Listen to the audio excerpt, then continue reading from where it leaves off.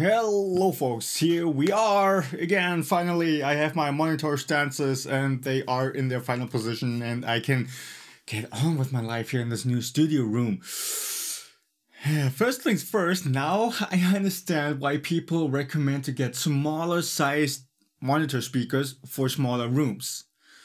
The sub-range frequencies like 50 Hz and below is just booming away, even though I have some bass trapping going on. And I already ordered some more bass trapping and we'll see how that works. But with how it sounds right now, I'm pretty sure that's not going to do a whole lot. And I still, in the Windows system, I need to turn on the low shelf filter to around 50 Hz to get rid of that boominess. It's just annoying, really, more than it is helpful hearing the frequencies at all.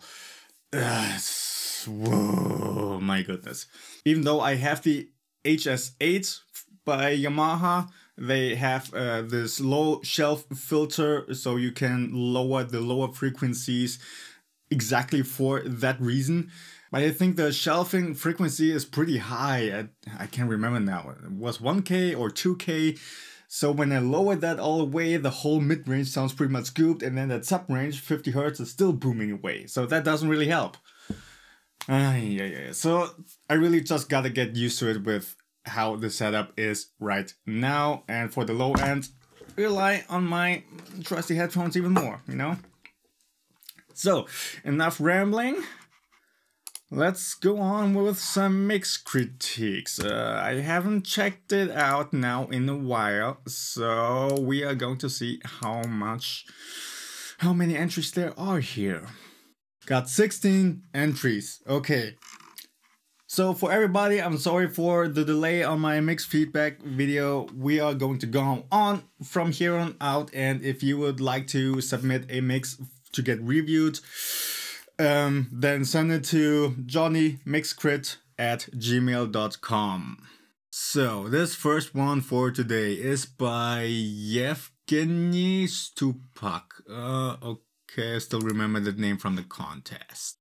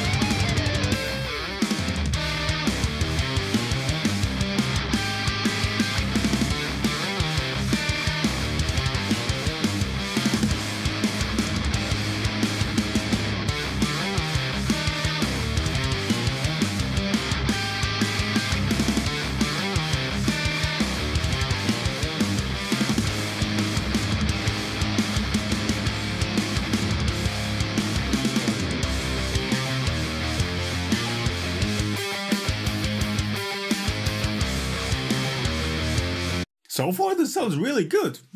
I have nothing really to say, except perhaps for in the intro, the lead guitar, that could definitely come up. I mean, it sounds like it has some really cool melodies and some very nice sweeps going on, but it's too far in the background. That could be a bit more upfront.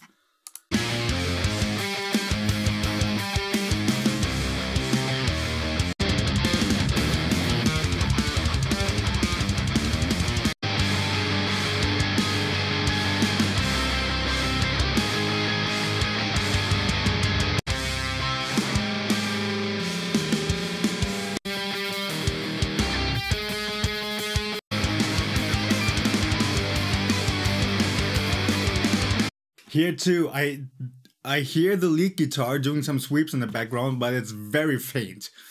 I'm not sure if that's how you want it to be, but for me as a listener, that is a very interesting element in the music, and I kind of want it to be up front. I want to hear it.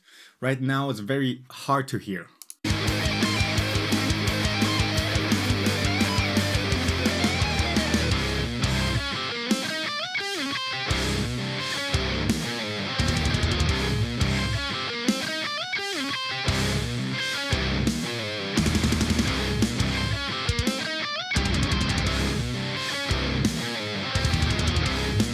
Yeah, you definitely want to automate the volume of the rhythm guitars to come down a little bit during these lead sections. And also make the, yeah, just turn up the leads a little bit. And if that isn't enough, then perhaps also automate an EQ on the rhythm guitars to lower down around 3K a little bit, so it leaves enough space for the leads to have some presence in there. But otherwise, this is a pretty good mix. One thing before I forget it, drums could use a little bit more humanizing, especially on the velocity side. But that's it. Next one is by Kent Nippard. So he sent me 2 links. One is just the mix and the other one is a master of sorts. So let's check out both. Let's see what happens.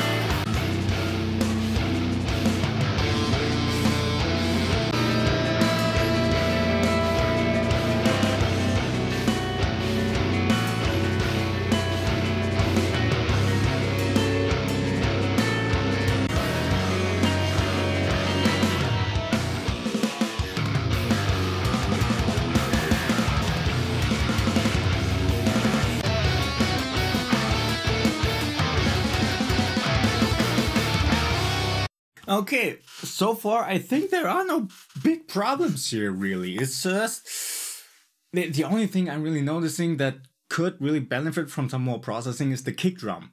It could use a bit more compression, a bit more oomph, and perhaps a little bit more top range click to punch through a little bit more. But otherwise, I think this is actually very nicely balanced.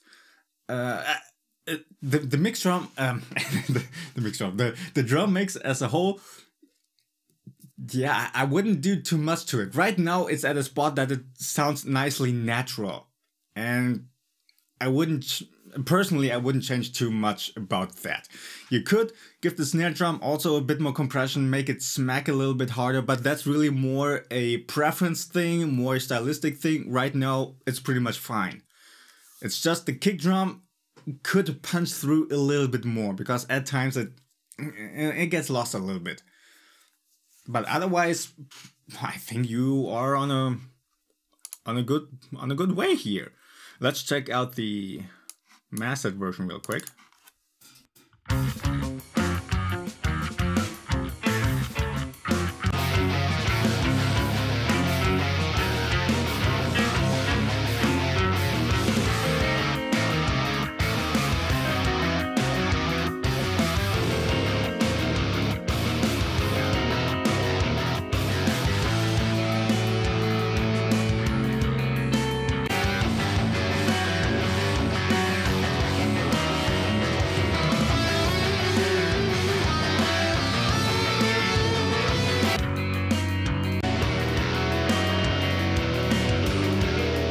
Let's compare it to the not mastered.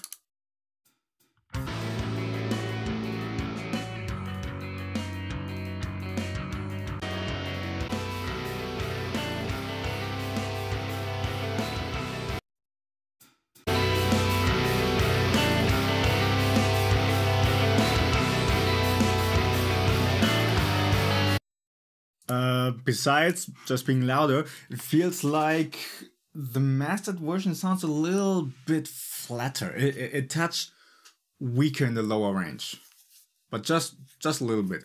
Here's my approach to mastering. Before I master my tracks, I don't listen to it for like a week. I just finish up the mix, and then for a week I won't touch it whatsoever. I won't listen to it, and I just listen to other music that I like or some reference tracks and whatnot, and then afterwards I go to my mastering, and then I can hear what my mix still needs. Well, you know, in terms of mastering. So that way you can try to keep your ears unbiased. Next one is by Rowston.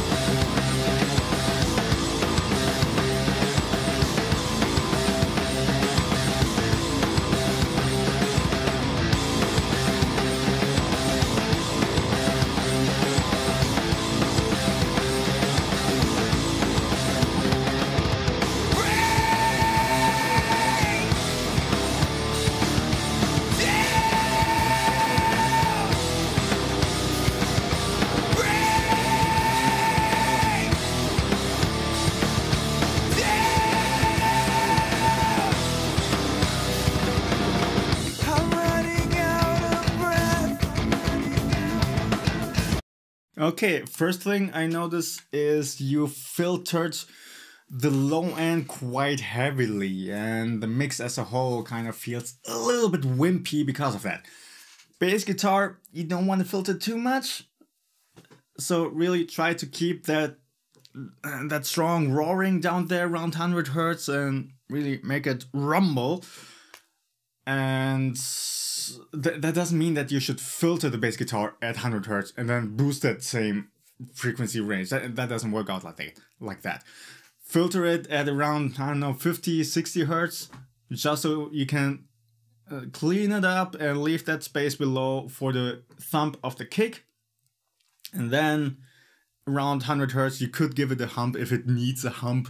That's always a matter of context in the mix. And then also the kick drum feels a little bit filtered too much. It could use a bit more 50 Hz or around that area. And then also the cymbals sound a bit loud in comparison to snare and kick. But I'm gonna have to go on listening. I'm running out of steam. I'm running out of space as I pace back and forth in this blasting machine. The lion rests his head. The lions all are dead. The lion can't be tamed. Yeah, the snare could come up a little bit. Kind of a thing is, all of it is nicely audible. Nothing is really masked or anything, or too far back in the mix.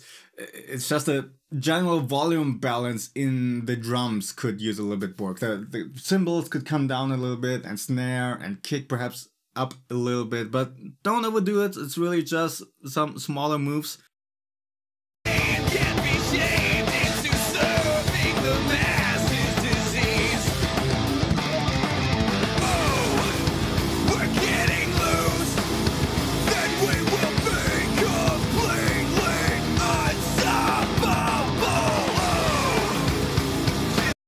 The guitars sound kind of fizzy in that top range. I don't know, did you tell me what you used? No, you didn't tell me what you used. So I'm not sure why it's fizzy in the top range. It could be the amp simulator you used, it could be the cap impulse that you used, it could be some top range boosting that you did in post EQ or whatever it is. Try to get some control of the top range fizz. That's like, I don't know, 5K and above. It sounds a little bit too strong. That could come down. And then try to give it a bit more mid-range.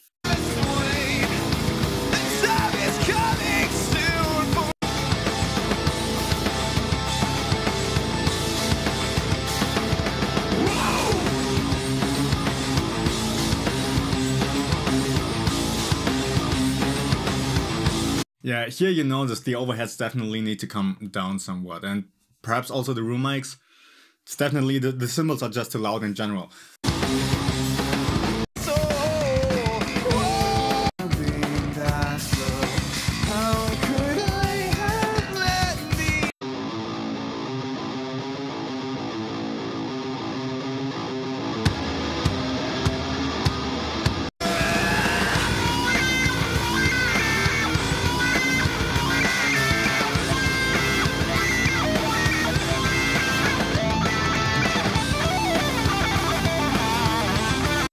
Yeah, those are pretty much all the pointers I can give you. Okay, next one is by Marco Mattera, and he points out he's struggling to get a tight low end.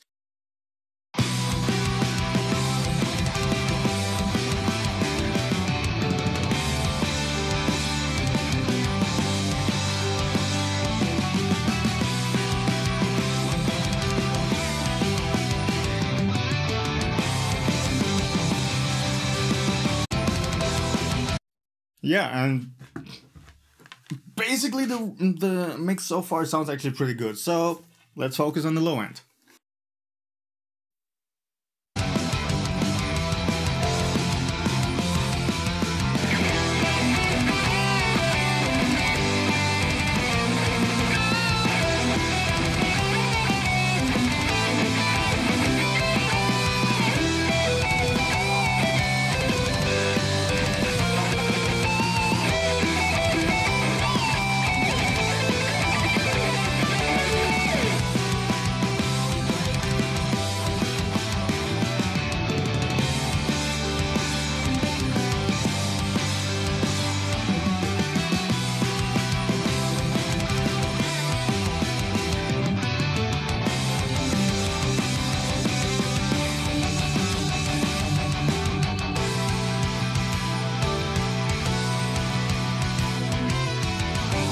Okay, first of all, what I notice is there's a bit of pumping going on in your mix, so may want to ease up on your master compressor or limiter or whatever it is that you did there.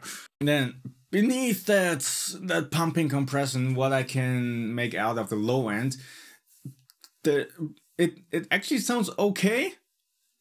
There isn't too much low end going on here in the mix. That's again more of a stylistic thing.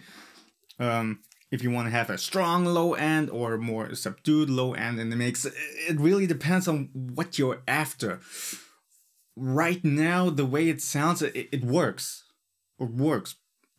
There's not much I can tell you, except for, you know, try to get rid of that pumping. You notice it especially when the kick is doing its double kick strokes and whatnot. There's a little bit too much wobbling going on the mix as a whole. So you may want to watch out for that. And beyond that, yeah, it's actually okay the way it sounds. So I would need a little bit more information. Do you want to go for a bit more stronger, meaty low end or a bit more of a subtle low end? Because this is a bit more of a subtle low end, but it still works. You know, nothing too crazy here. Personally, I would say perhaps the bass could use a little bit stronger sub-range frequencies. It feels like you filtered it a little bit harder. Perhaps don't filter it too much and try to give it a bit more girth down there. But that's again just my preference. So yeah, I'll be honest, I'm not sure what to tell you. It sounds pretty much fine to me.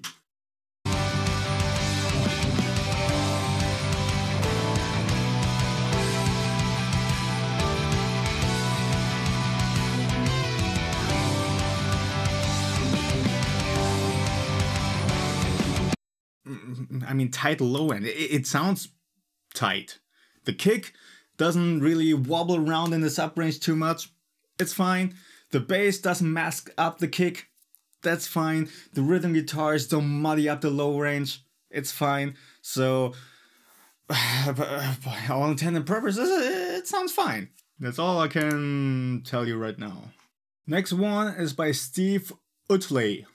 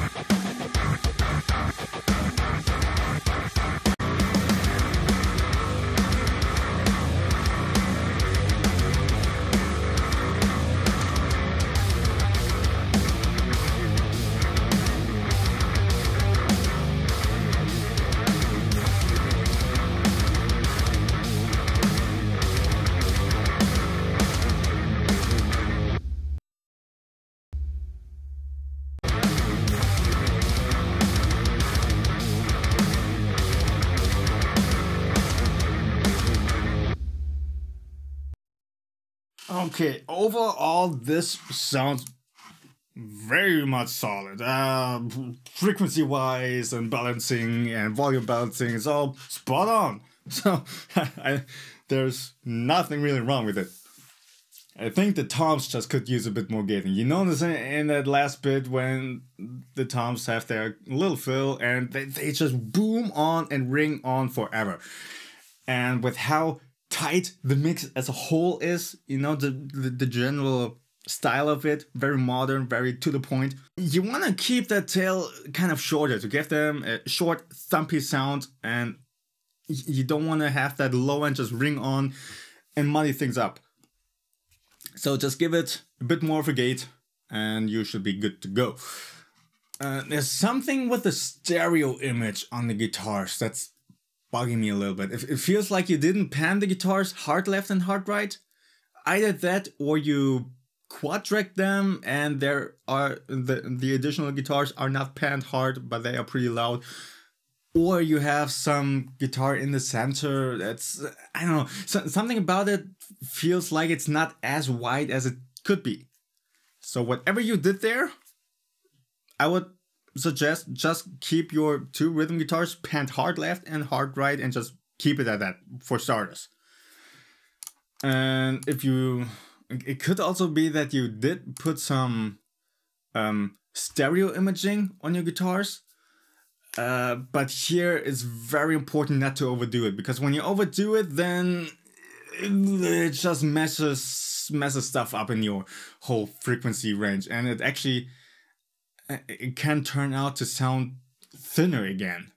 So when you do stereo imaging, just give it a little bit of a touch to make it a little bit wider. Don't overdo it, otherwise it becomes very unnatural. But otherwise, that's solid work right there. Drums. For the style of music that this is, you could keep them as they are. I would personally say a bit more humanizing. Give it a little bit of time and velocity humanizing, so it's not all too perfect and too robotic. It can help you to stand out in the whole sea and the whole mass of people who do that kind of music. Okay, let's do just one more for today. This is by Bryce Crawford.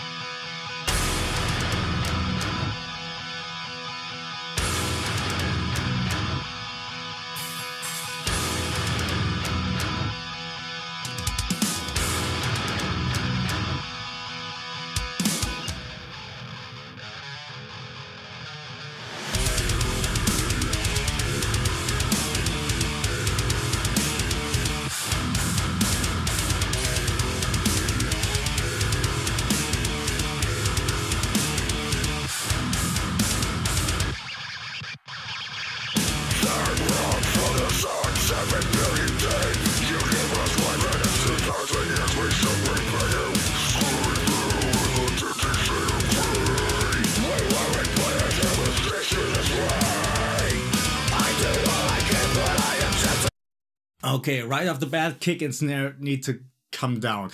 Either that or ease up on their top range boost, because the kick is clicking through and cutting through far too much, and the snare just as much. They kind of pop out of the rest of the mix too much. You know, so the rhythm guitars and the overheads seem to be at a good balance, so it's really just kick and snare they need to come down. And because the kick and snare cut through in the way they do, it kind of makes the rhythm guitars feel too quiet by comparison. But just doing volume balance, I suspect, won't really help much. I do think your EQ balance could use a little bit work here.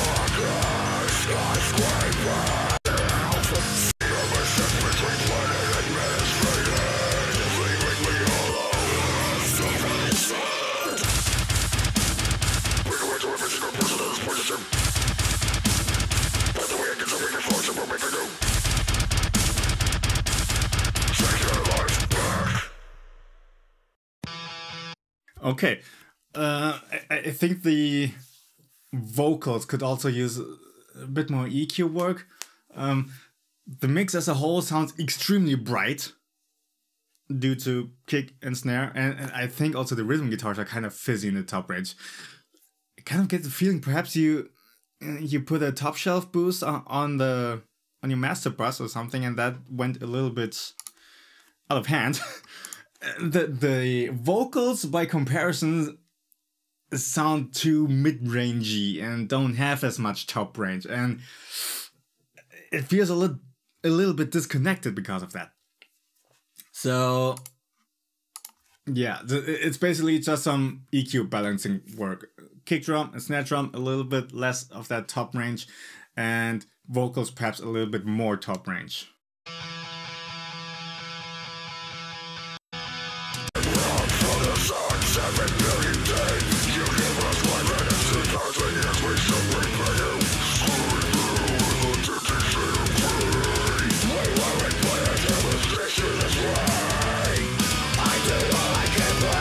Yep, that's about everything I can say for this. Okay, that's it for today. I still have 10 more now in my inbox, and again, sorry for the delay and everything. I'll get to all of your mixes, and for everybody else, feel free to send me your mixes. Again, it's johnnymixcrit@gmail.com, and I will definitely get to it.